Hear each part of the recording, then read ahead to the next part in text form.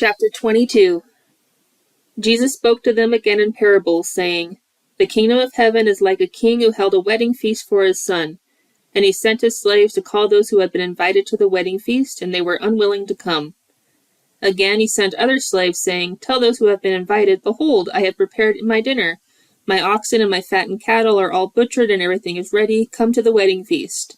But they paid no attention and went their separate ways, one to his own farm, another to his business, and the rest seized his slaves and treated them abusively, and then killed them. Now the king was angry, and he sent his armies and destroyed those murderers and set their city on fire.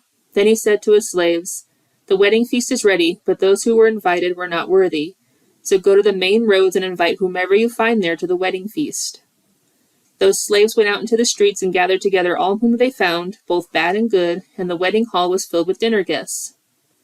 But when the king came to look over the dinner guests, he saw a man there who was not dressed in wedding clothes, and he said to him, Friend, how did you get in here without wedding clothes? And the man was speechless.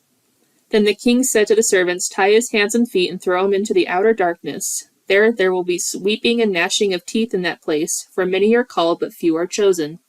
Then the Pharisees went and plotted together how they might trap him in what he said, and they sent their disciples to him along with the Herodians, saying, Teacher, we know that you are truthful and teach the way of God in truth, and do not care what anyone thinks, for you are not partial to anyone.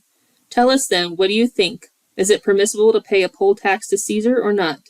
But Jesus perceived their malice and said, Why are you testing me, you hypocrites? Show me the coin used for the poll tax. And they brought him a denarius. And he said to them, Whose image and inscription is this? They said to him, Caesar's. Then he said to them, Then pay to Caesar the things that are Caesar's, and to God the things that are God's. And hearing this, they were amazed, and they left him.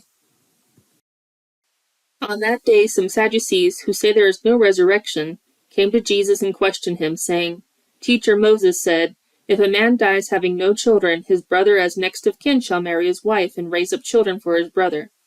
Now there were 7 brothers among us, and the first married and died, and having no children, he left his wife to his brother. It was the same also with the second brother, and the third, down to the 7th. Last of all the woman died. In the resurrection, therefore, whose wife of the 7 will she be? For they all had her in marriage. But Jesus answered and said to them, You are mistaken, since you do not understand the Scriptures nor the power of God.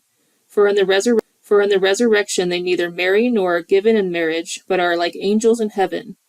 But regarding the resurrection of the dead, have you not read what was spoken to you by God? I am the God of Abraham, the God of Isaac, and the God of Jacob? He is not the God of the dead, but of the living. When the crowds heard this, they were astonished at his teaching. But when the Pharisees heard that Jesus had silenced the Sadducees, they gathered together, and one of them, a lawyer, asked him a question, testing him. Teacher, which is the greater commandment in the law? And he said to him, You shall love the Lord your God with all your heart, and with all your soul, and with all your mind. This is the great and foremost commandment.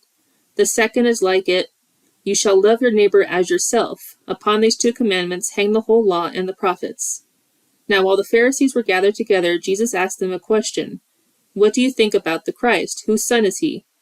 They said to him, The son of David. He said to them, Then how does David in the Spirit call him Lord, saying, Said to my Lord, Sit at my right hand until I put your enemies under your feet? Therefore if David calls him Lord, how is he his son? No one was able to offer him a word in answer, nor did anyone dare from that day on to ask him any more questions.